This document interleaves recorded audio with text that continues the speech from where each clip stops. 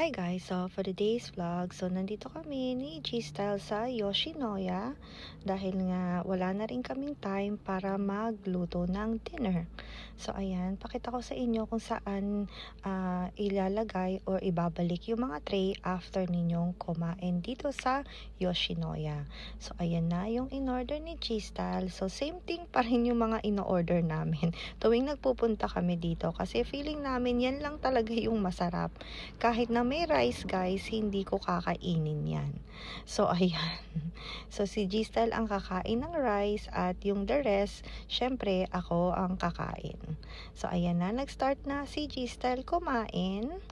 So, ito yung paborito talaga namin, yung beef bowl at may extrang beef. So, comment down below kung nakakain na kayo dito sa Yoshinoya at ano yung in-order ninyo. So, ayan, nilalagyan ko ng spices para mas masarap ang ating dinner. At meron din kasamang yan na miso soup. So, ayan. So, parang nasa may counter kami ni G-Style dahil nga maraming tao nung nagpunta kami. So, ayan guys, kain na tayo. So, talagang babalik-balikan mo dito sa Yoshinoya dahil nga hindi nakakasawa yung food at mura lang. So, ayan. So, paano guys? Hanggang dito na lang. Kain muna ako. Thank you guys for watching. See you guys next time.